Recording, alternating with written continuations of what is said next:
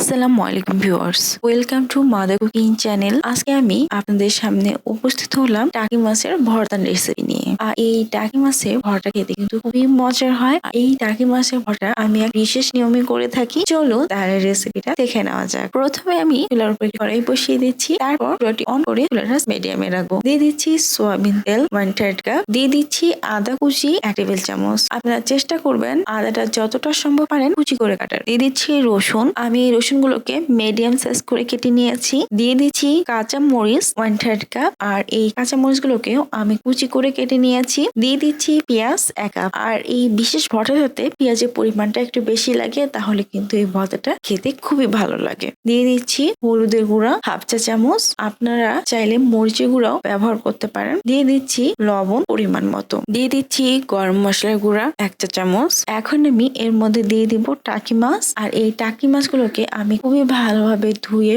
পরিষ্কার করে এইরকম ছোট ছোট করে কেটে দিয়েছি। আর এই বিশেষ ভর্তাটা খেতে কিন্তু খুবই মজার হয়। আর এইভাবে অনবরত নাড়িয়ে নাড়িয়ে আমাকে ফ্রাই করতে হবে। আর চুলা আঁচটা কখনোই খুব বেশি রাখা যাবে না, তা না হলে কিন্তু এই ভর্তাটা খেতে খুব একটা ভালো লাগবে না। আমি চুলা আঁচটা মিডিয়াম রেখে এই ভর্তাটাকে আস্তে আস্তে এভাবে করে নিচ্ছি। আমি বেশ কিছুক্ষণ সময় ধরে এগুলোকে খুব ভালোভাবে ফ্রাই করে নিয়েছি। এই সময় এগুলো প্রায় 80% এর মতো ফ্রাই হয়ে গেছে। আমি যেহেতু এই ভর্তাগুলোকে অনবরত নাড়িয়ে নাড়িয়ে ফ্রাই করছি, এজন্য কিন্তু মাছটা নিজে থেকেই অনেকটা ভেঙে ভেঙে যাচ্ছে।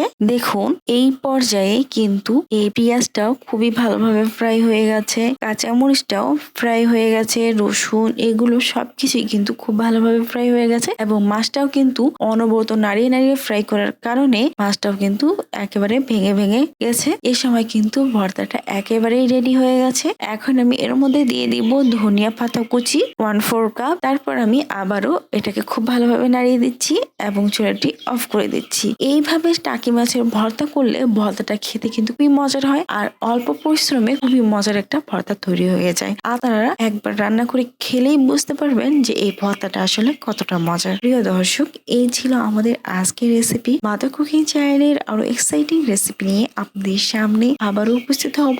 ভিউয়ার্স, আপনাদের সকলকে অনেক অনেক ধন্যবাদ জানাচ্ছি পুরোটা সময় আমাদের সাথে থাকার জন্য। আমি উইশ করব আপনারা সবাই ভালো থাকবেন, সুস্থ থাকবেন এবং মাদার কুকিং চ্যানেলের সাথে থাকবেন। এই চ্যানেলে নতুন হয়ে থাকলে চ্যানেলটি সাবস্ক্রাইব করুন, ভালো লাগলে লাইক কমেন্ট ও শেয়ার করুন। ধন্যবাদ।